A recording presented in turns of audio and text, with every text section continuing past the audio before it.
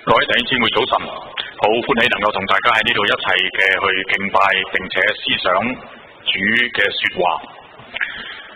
喺好多年前，美國有一位嘅牧師，佢去到歐洲，喺當地探訪咗一間基督教嘅孤兒院。咁佢喺呢間基督教嘅孤兒院係參觀嘅時候，佢就發覺喺呢個孤兒院嘅窗口係遍滿咗手個掌印。咁佢參觀完呢間嘅孤兒院之後，佢就問呢個孤兒院嘅負責人，佢問點解呢啲嘅窗口上邊係滿布咗呢啲嘅掌印？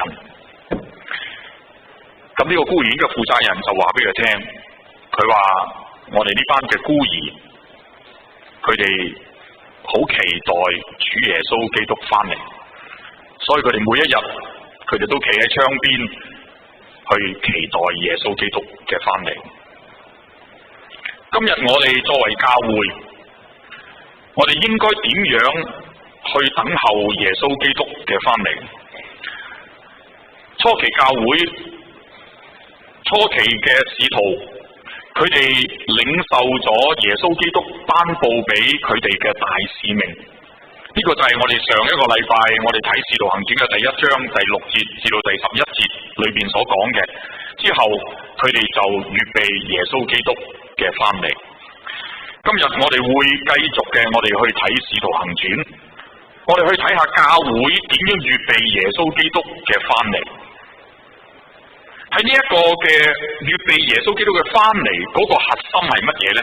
就係其實教會點樣去準備去承擔主俾教會嗰個嘅大使命。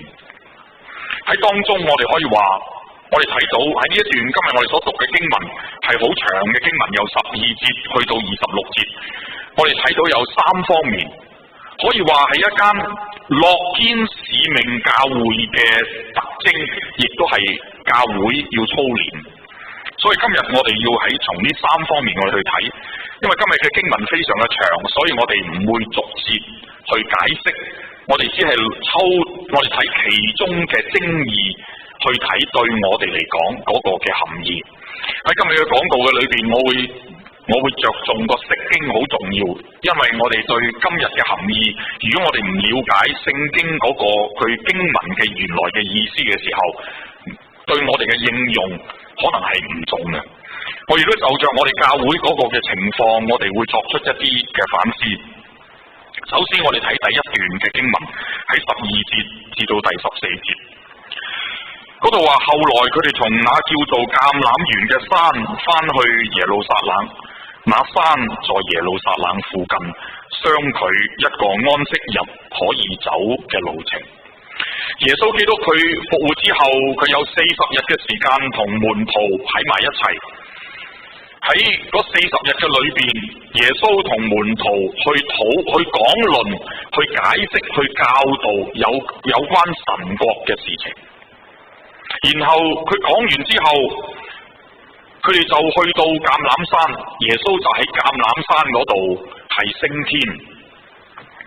耶穌基督升天嘅地方，呢個橄欖山離開耶路撒冷唔遠，呢度話俾我哋聽，約有一個安息日可以走嘅路程。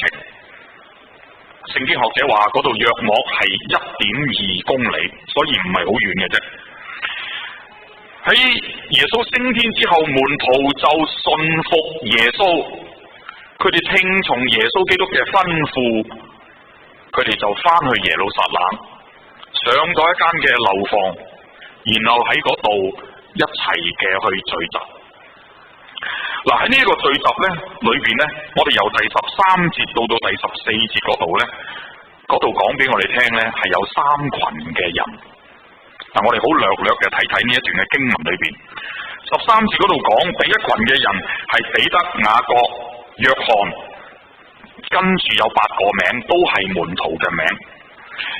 然後第2群嘅人係婦女，第3群係耶穌基督嘅家庭嘅家屬，包括咗耶穌嘅母親同埋耶穌嘅兄弟。呢3群嘅人可以話係用3種嘅角色去見證復活咗嘅基督。頭先我哋提過，第一群嘅人係耶穌基督嘅門徒。耶穌基督嘅門徒係同耶穌基督一齊嘅生活，佢跟隨耶穌基督，並且係同復活嘅主係去談論過神國嘅事情。嗱，喺呢度路加列咗11個使徒嘅名字。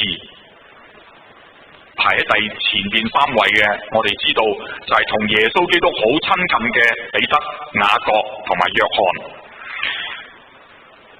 呢11個使徒，其實佢哋嘅名，除咗彼得、雅各同埋約翰之後喺使徒行傳出現之外，其他嘅佢哋都冇再出現。有一樣嘢我哋值得我哋留意嘅。呢一個嘅名單喺呢度《使徒行傳》第1章呢度嗰11個使徒嘅名單，係同路加福音第6章14至到第16節嗰度嗰個嘅名單係相同嘅。嗱，呢一個係有一個含義，大家如果都記得，當我哋開始講《使徒行傳》嘅時候，我哋有提過《使徒行傳》嘅作者同埋路加福音嘅作者係同一個，就係路加。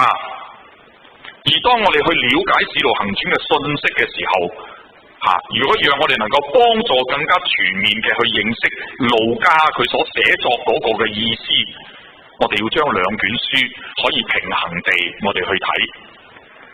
所以有聖經學者指出，佢話呢一個名單同路加福音嘅第6章14至到16節嗰個名單，既然係相同嘅時候，就證明咗耶穌基督佢喺地上最親近嘅門徒，就成為咗教會嘅核心。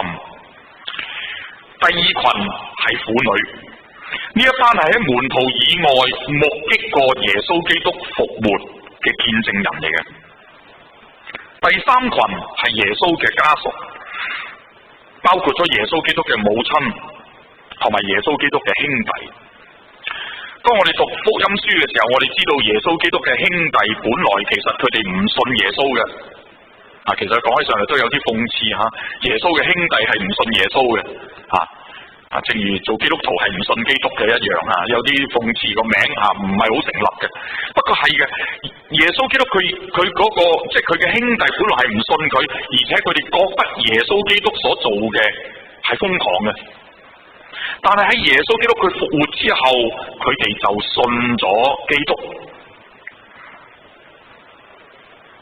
呢3群嘅人，佢哋係一起嘅聚會。我哋就咁讀嘅時候，我哋讀唔到啲乜嘢。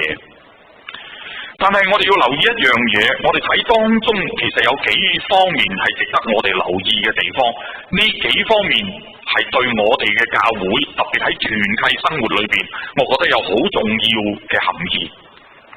第一，呢度話俾我哋聽，門徒同心合意嘅聚喺一齊。佢哋聚喺一齊係幾時啊？就係佢哋領受咗耶穌基督俾佢哋嗰個嘅使命，佢哋就立刻翻到去耶路撒冷，喺嗰度佢哋就聚會。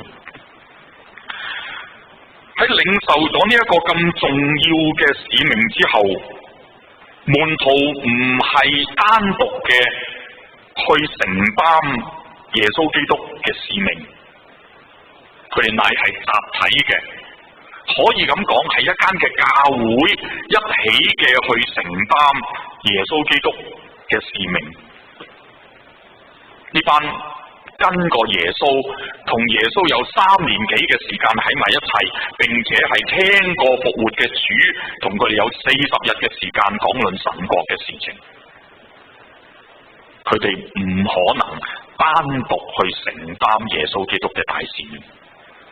一個好重要嘅含義就係，我哋今日我哋香港嘅基督徒，甚至好多西方社會嘅基督徒，好多時候我哋對靈性，對我哋嘅信仰，我哋從一個好個人主義，從好自我嘅角度，我哋去演繹，去了解我哋嘅信仰，好多都係從我哋個人去出發嘅。但係當我哋睇到呢一段嘅經文嗰度講佢哋同心合意嘅去聚會嘅時候，我哋就睇到呢一班係門徒，呢班使徒，佢哋都唔可能單獨嘅，佢哋可以存在，佢哋只能夠去，佢哋需要嘅係集體嘅去承擔耶穌基督交付俾教會嘅使命。過去呢幾年嘅裏邊，我好強調我哋嘅教會嗰個喺靈命嘅塑造，喺靈屬靈嘅操練，我哋所強調嘅唔係單單係個人自己去操練，一個個人主義嘅信仰就覺得我哋自己，我哋可以憑我哋自己個人嘅意思，我哋去操練，我哋同神嘅關係就得啦。我哋唔忘記咗原來信仰先嘅係有一個群體嗰個嘅部分。我哋嘅信仰先係一個群體嘅取向，英文叫做 corporate orientation。但係今日喺呢個個人主義充斥嘅社會嘅裏邊，我哋好容易嘅用自我、用個人，我哋去演繹我哋嘅信仰，以致忘記咗基督教會生活嗰個嘅重要性。呢個係第一點。仲有第二點，我哋睇下呢喺呢個名單嘅裏邊，我哋知道係男人。耶穌基督嘅門徒，耶穌基督嘅兄弟同埋婦女一齊嘅列喺度，即係換句話嚟講，其實個含義就係話，無論男同埋女，佢哋喺基督嘅群體嘅裏邊，我哋話特別呢班婦女嘅，佢哋當中。我哋知道最低限度有幾個係耶穌基督復活之後，佢哋見證過空嘅墳墓。男同女都係耶穌基督嘅見證人。呢個係咩意思啊？大家如果我哋睇翻聖經嘅時代，我哋知道喺耶穌基督嗰個嘅時代，喺羅馬嗰個時代，婦女係冇身份，係冇地位嘅。婦女喺法庭喺法律嘅裏邊，婦女嘅見證係信唔過嘅。婦女係唔能夠佢嘅見證喺法律上係唔成立嘅。喺當時嘅社會嚟講，而路加將男同女擺埋一齊嘅時候，就係足證其實婦女佢哋嘅見證都係同樣嘅重要，佢哋都同屬於全新嘅屬靈嘅家庭。有一樣嘢我哋要留意嘅，喺呢度特別講到耶穌嘅母親瑪利亞係列喺當中，個原意係乜嘢呢？有聖經學者指出，就係使到瑪利亞獲得從教會而嚟嗰個嘅親屬嘅保護。頭先我哋提過，婦女喺當時嘅社會係冇地位嘅。喺當時嘅社會，每一個婦女喺法律上都需要男性嘅保護。我哋今日喺呢個21世紀喺香港嘅社會，我哋係好多係受西方嘅教育，男女平等，甚至係父權至上添。我哋讀呢段聖經，我哋唔會明白啊！我哋唔可能從我哋今日嘅社會，我哋嘅文化去讀呢一段嘅聖經。我哋要睇翻當時嗰個社會嘅環境。所以呢度將瑪利亞列喺教會嘅當中，係講緊乜嘢？係講緊瑪利亞唔僅僅受到耶穌嘅兄弟嘅保護，佢亦都屬於一個全新嘅屬靈嘅家庭。喺嗰度佢得到佢哋嘅保護。喺基督嘅裏邊，信徒進入一個屬靈嘅親屬嘅關係。係一個同呢個社會、同呢個世界上嘅制度係完全唔同。有一位聖經學者咁樣講，佢話喺耶穌基督嘅受死、復活同埋升天之後，羅馬社會嗰個社會嘅性別嘅階層喺基督嘅裏邊係完全嘅被廢除。所以我哋讀到保羅喺加拉太書嘅時候嘅宣告，就係喺基督嘅裏邊已經唔再分為男同女。呢個意思唔係等於話所有人都變咗係同一個性別，完全唔係。乃係指着男同女喺社會上，喺呢個新嘅社會嘅裏邊，喺教會嘅裏邊，喺呢個新嘅人類嘅裏邊，都已經合而為一，係冇再有任何嘅地位上、身份上嘅嗰個不平等。呢個第二點。第三點，呢個字佢講到同心合意，呢個字喺使徒行傳一共出現咗約有8次，每一次嘅出現嗰個上文下理都係指着神嘅群體嘅特性，係指着神嘅工作。喺呢度我哋睇到同心合意嘅團契係乜嘢呢？同心合意嘅團契係具有一個合一嘅目標嘅聚會，係為咗要實現神嘅旨意而舉行嘅聚會。呢班嘅門徒，佢哋自覺係一群佢哋同耶穌有特殊嘅關係嘅人物，佢哋係為咗耶穌基督嘅緣故係聚集喺一齊。我哋思想咗呢個聖經嘅背景之後，讓我哋了解呢一樣對今日我哋嘅團契嘅生活有乜嘢嘅含義。我睇到有3點。第一，教會團契嘅成員係有屬靈嘅親屬嘅關係，所以喺教會嘅裏邊，我哋稱為弟兄姊妹，因為我哋有同一嘅天父，有同一嘅主。而呢一個屬靈嘅親屬嘅關係係超越咗社會嘅階層、性別同埋社會經濟嘅地位。無論我哋喺外邊嘅社會，我哋係乜嘢嘅背景，我哋係乜嘢嘅身份，翻到嚟教會裏邊，我哋都冇呢啲嘅冇呢啲嘅差距，我哋都係弟兄姊妹，互為弟兄姊妹。呢個係屬靈嘅親屬嘅關係，呢個第一。第二樣嘢，教會嘅團契嘅生活必須係超越咗個人嘅需要同埋喜好，特別係社交嘅層面。好多時候我哋翻到嚟教會，我哋嘅目的係想見我哋一班朋友所以咧，好多時候我喺教會見到啲弟兄姊妹大家彼此見到好開心一日不見如隔三秋一個禮拜冇見21個秋天，所以你哋咁開心，熟人永遠都係走埋一齊。咁我有時問，咁嗰啲新人點啊？咁新人點變熟人啊？如果啲舊人全部自己走埋一齊，當嗰啲新人冇到嘅時候，咁嗰啲新人冇永遠都係新人，嗰啲舊人咁啲新人點可以做舊人啊？嗱，我哋物以類聚，屬人走埋一齊，係人之本性。但係喺屬靈嘅群體嘅裏邊，讓我哋記得一樣嘢：教會嘅團契唔係為咗我哋屬人走埋一齊而存在嘅。我知道呢樣嘢衝擊我哋教會有啲團契，不過聖經嘅教導我一定要講呢一樣嘢。教會嘅團契嘅生活係為咗基督而一齊嘅，唔係為咗班熟人，大家熟人喺埋一齊。係冇錯，我哋呢班人喺埋一齊嘅時間長咗，所以我哋變咗熟人。但呢個唔係我哋一齊活動嘅有團契嘅原因。我哋唔好將個本同末去倒置。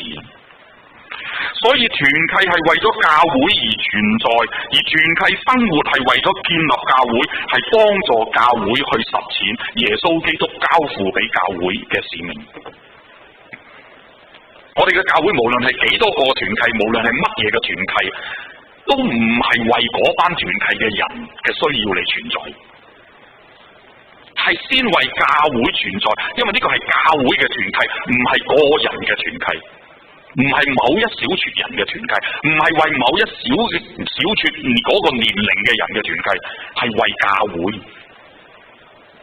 所以有一樣嘢好重要，呢度俾我哋睇到呢班嘅使徒，佢哋3班唔同背景嘅人，使徒嗰班婦女同埋耶穌基督嘅家屬，佢哋本來係彼此互不關冇關係，但係佢哋點解會走埋一齊啊？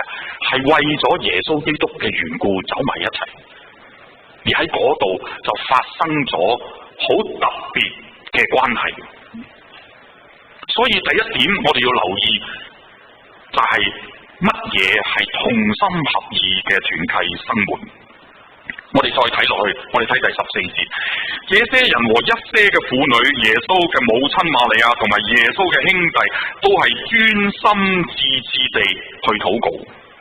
專心致志呢一個嘅名，呢個嘅詞原文係有一個同一嘅目的，有同一嘅心志同埋意念。主耶穌基督佢升天之前，佢吩咐門徒要留喺耶路撒冷等候聖靈嘅降臨。如果聖靈嘅降臨係神嘅恩賜，係神嘅恩惠嘅話，教會為咗要得到聖靈嘅話，唯一嘅回應就只有禱告，好合理。教會禱告就能夠得着聖靈，教會禱告就能夠得着能力，教會禱告就能夠得着指引。因此路加一開始喺使徒行傳第1章就強調門徒要用時間一齊嘅專心致志嘅去禱告，係為咗要等候聖靈嘅降臨。信徒呢班嘅門徒佢哋為乜嘢去禱告呢？經文冇講，或者讓我作為少少大膽嘅猜測，我相信佢哋呢班嘅門徒禱告係為咗要得着能力去承擔使命，佢哋禱告係為咗要得着能力去遵行耶穌基督俾教會嘅使命。教會喺一齊去禱告嗰個背後嘅信念係乜嘢？唔係個人禱告，係一起嘅禱告，專心致志地去禱告，嗰個背後嘅信念係乜嘢？其實係認識到呢個世界所需要嘅，亦都係教會必須要做嘅，神所交付俾教會要做嘅，係一個遠遠超乎我哋嘅能力所能夠達到嘅。我上個禮拜已經講過，我哋今日所承擔嘅使命，教會所承擔嘅使命係一個 mission impossible， 係一個不可能嘅一個使命嚟嘅。將福音傳到地極係一個只有神先至能夠完成嘅任務。用英文嚟講，有一位浸信會嘅牧者 Blackaby 佢咁講，係一個 God-sized task。中文翻譯叫做只有神先至能夠完成嘅任務。神交付俾教會係一個 mission impossible， 係一個 God-sized task。呢一段嘅經文專心致志嘅禱告，對我哋今日教會嘅生活係有乜嘢含義呢？主要嘅含義係乜嘢呢？就係我哋唔好忽略教會集體禱告嘅重要性。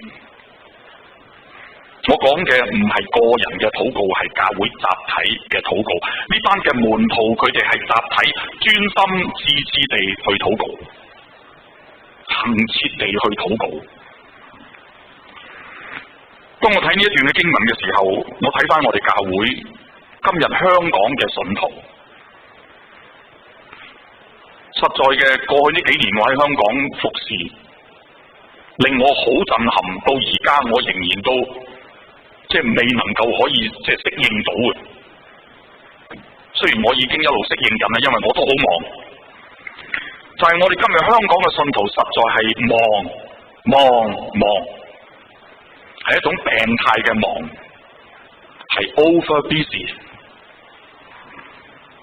所以係 superly oversubscribed， 即係話我哋今日嘅教會，我哋嘅生命裏面嘅活動係極之過度地係充實咗好多活動，所以我哋睇禱告，特別係教會嘅集體禱告、教會嘅祈禱會。我哋睇教會嘅祈禱會係乜嘢呢？我哋睇教會嘅祈禱會只不過係另外一種嘅活動或者節目，英文叫做 program， 係有時間得閒先至偶然嚟參加一次半次，又或者牧師經過過去幾年台上大聲疾呼，就翻嚟一次話俾牧師聽，牧師我有翻假咁，係一種應酬牧師嘅一個活動。其實應酬牧師有好多方法嘅，你唔使一定要翻祈禱會。其實你唔使應酬，我呢個牧師係唔使應酬，我太多應酬嘅，所以唔需要。各位弟兄姊妹，教會點解要集體禱告呢？其實我哋認唔認識到專心致志嘅集體禱告係承托教會所作一切嘅屬靈嘅基建同埋必須嘅能源？我好中意有一個字，英文叫做 undergird。undergird 呢個字讓我去翻譯到中文就係承托。我哋今日教會，我哋今日香港嘅人，我哋好注重嘅係上蓋嘅建造，英文叫做 superstructure。但係大家知道一樣嘢，一個建築物如果我哋淨係睇上蓋嘅話，我哋忘記咗嗰個基建，英文叫做 infrastructure 嘅話，我哋嘅上蓋係唔穩固嘅，係脆弱嘅，係經唔起考驗。集體嘅禱告就係承托呢啲上蓋教會嘅要承擔嘅使命裏邊要做嘅事工嘅上蓋嘅屬靈嘅基建同埋必須嘅能源，係教會生活嘅裏邊不可或缺嘅部分。沒有禱告，教會就唔能夠承擔主耶穌基督所交付俾教會嘅使命。我再講多一次，沒有禱告，教會就唔可能去承擔主耶穌所交付嘅 Mission Impossible 同埋 God-sized task。我哋起幾多上蓋，到最後都係冧。呢個係第二點。第三點，第15節至到26節。呢一段嘅經文非常嘅長，所以喺呢度我唔會逐節同大家去解釋。喺呢度我只係講到呢一段嘅敘述嘅裏邊，好長嘅經文嘅裏邊，我只係講到，我就會同大家比較簡潔嘅、簡要地，我哋去睇呢段經文裏邊所講有關使徒嘅3方面嘅真理。第一，呢一段嘅經文，由彼得佢帶領佢去同佢哋當時嘅初期嘅教會嗰度有120幾人，嗰度講話佢所做乜嘢呢？其實佢哋講到就係話使徒嘅職分就係作耶穌基督嗰個復活嘅見證人。使徒係當係教會所傳嘅真理十足可靠嘅確據。使徒係為復活嘅基督去作見證，而彼得嘅跟住佢講嘅就係話耶穌嘅遭遇就好似大衛嘅預言一樣，係被親近佢嘅人所出賣。我哋知道係猶大，大家知道猶大出賣耶穌基督，後來佢懊悔，佢就去自殺，就死咗。咁所以喺12嘅使徒嘅裏邊就缺咗一個使徒，係得翻11個。咁而呢11個嘅使徒，呢個剩翻呢一個使徒嘅空缺係必須要填補。點解要填補呢？有2個原因。第一，有聖經學者指出，猶大出賣耶穌，然後自殺死咗。嗰塊叫做血田佢個原文叫做阿格大馬，個名都唔係最重要，不過我哋知道個意義叫做血田。猶大出賣耶穌，然後去死，然後自殺去死，對使徒嚟講，對初期嚟教會嚟講，係一種恥辱嚟。因此使徒佢哋必須要盡快嘅去揾第12個嘅使徒去填補呢一個嘅數目，而呢一個嘅數目12嘅使徒嘅數目係重要嘅，因為喺福音書嘅裏邊12門徒有特殊嘅功能，就係佢哋成為猶太人嘅使徒，佢哋可以期待將來坐喺寶座上審判以色列嘅12個支派。因此填補呢一個空缺係源於教會嘅使命嗰個嘅性質，需要全數嘅見證人去承擔，咁樣耶穌基督嘅使命就可以繼續嘅落去。因此佢哋必須要喺聖靈來降臨之前，佢哋要填補呢一個嘅數目，即係填補呢個空缺。呢呢個第一。第二，呢一段嘅經文係確定咗使徒嘅資格。點樣先至可以做使徒呢？佢哋必須係從耶穌基督受約翰嘅浸禮，直到耶穌被接上升天為止，始終與耶穌同埋眾使徒同在嘅人。咁樣佢哋可以見證耶穌基督嘅生平、耶穌基督嘅死、耶穌基督嘅復活同埋升天。第三，呢個係值得我哋特別嘅留意。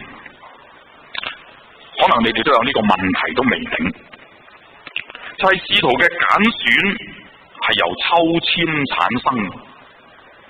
不過使徒佢哋嘅揀選雖然係由抽籤產生，卻唔係出於人嘅意思，乃係出於神嘅意思。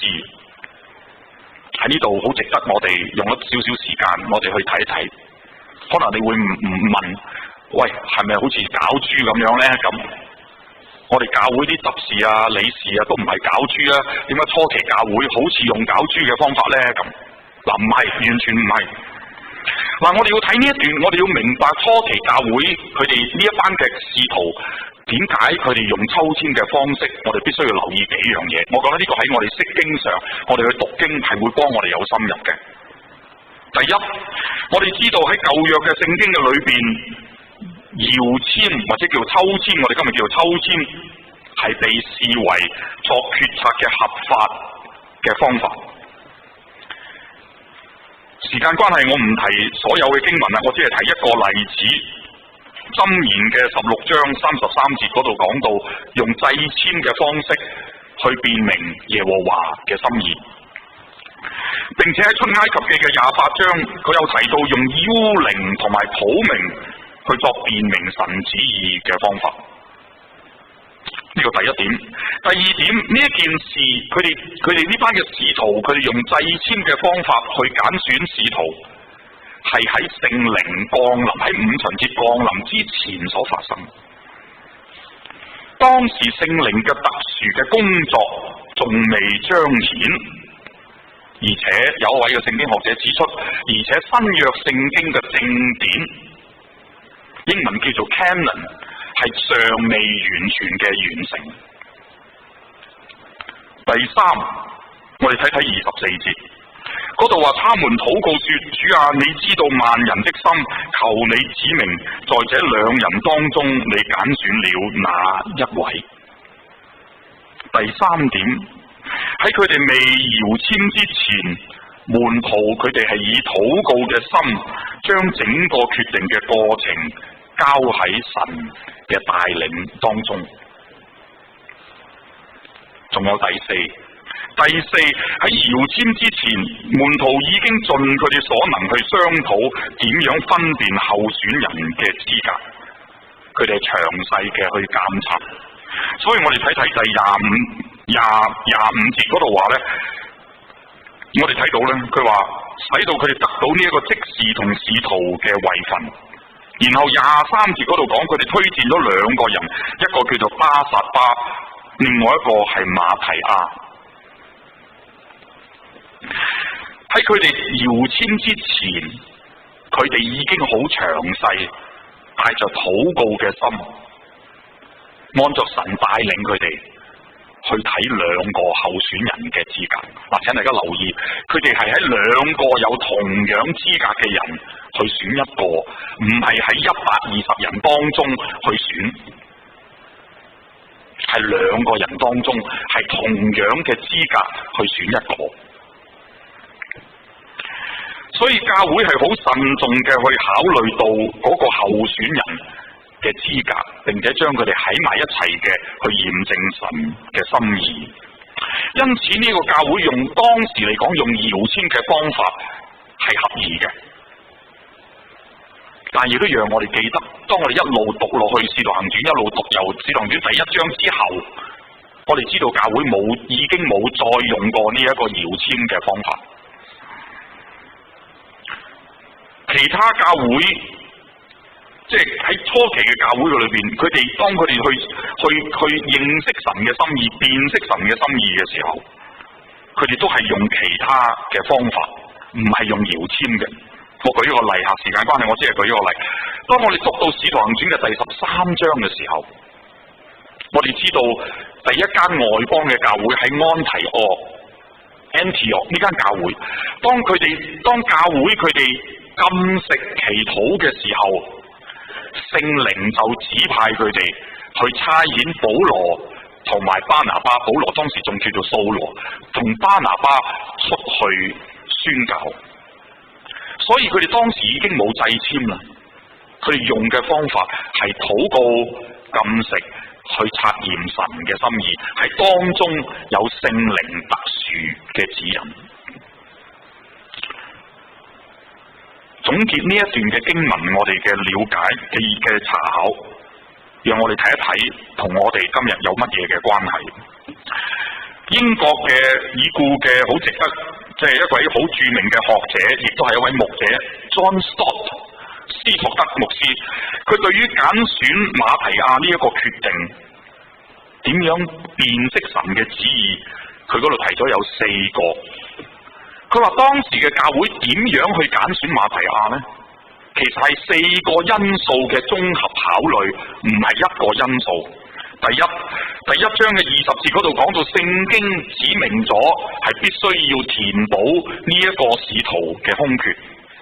第二，1章嘅23節係一個集體嘅常理嘅認知，集體常理嘅認知。第三，24節嗰度講到佢哋禱告，然後第4、26節講到佢哋用搖籤嘅方法。所以搖籤並非選擇候選人嘅第一步，或者係唯一嘅步驟。呢一段嘅經文對我哋今日我哋點樣去辨識神嘅旨意有乜嘢嘅含義呢？我睇到有2樣。第一，我哋今日嘅教會有好完整嘅聖經嘅正典。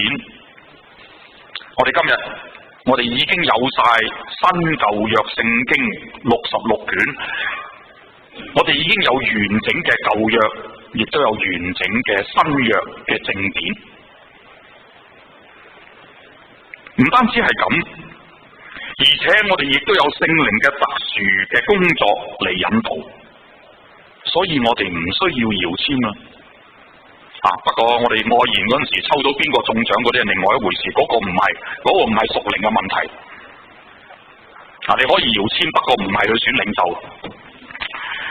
唔係用搖籤去辨識神嘅旨意。所以外言邊個中獎都唔緊要嘅，唔緊要，冇乜屬靈嘅基礎嘅。其實更加重要嘅，我哋一路讀落去嘅時候，係由第1章開始。使徒行傳從頭到尾不斷嘅論及禱告嘅重要，我哋一路讀落去，你一路讀，特別使徒行傳頭嗰幾章，你睇到個禱告嘅重要。每一次佢哋一齊聚埋一齊禱告，聖靈就工作，神嘅教會就興旺。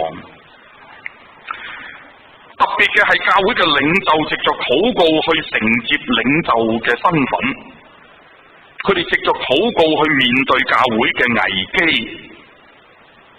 並且藉着禱告去解決教會種種嘅問題，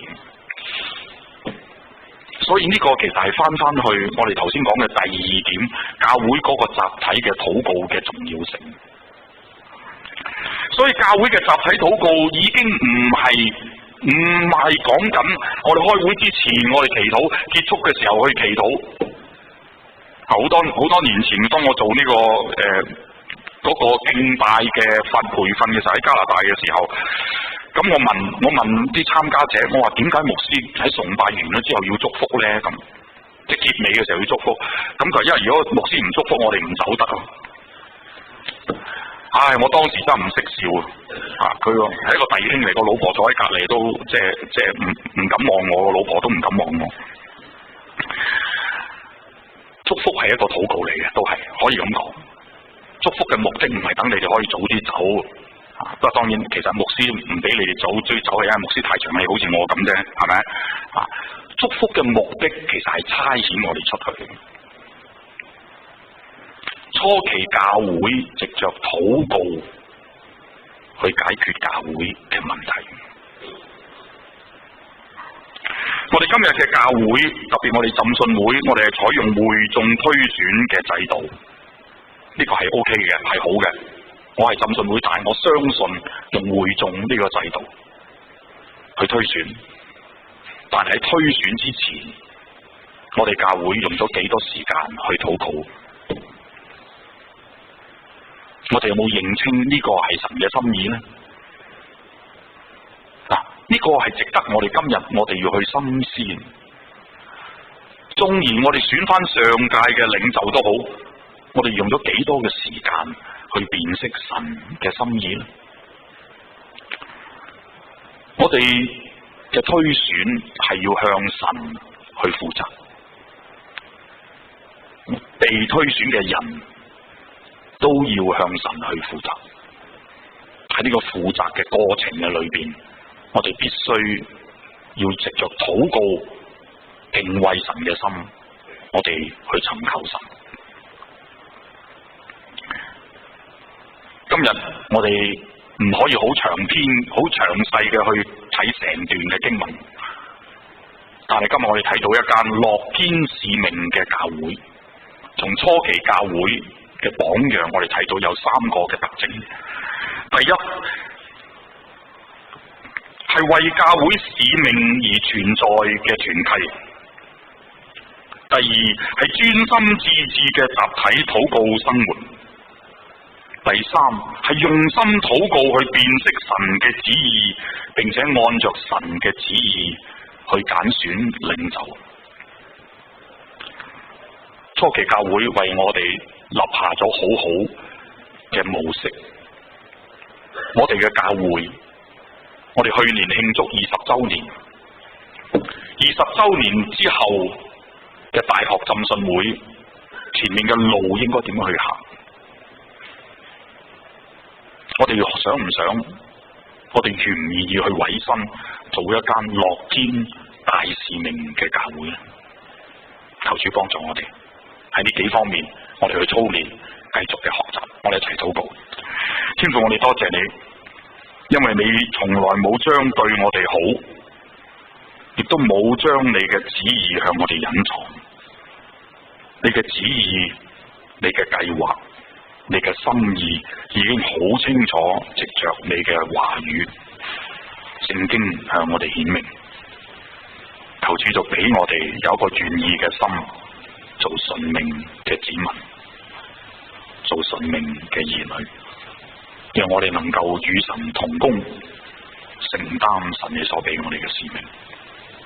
多謝你聽我哋禱告，祈求奉靠主耶穌基督聖名。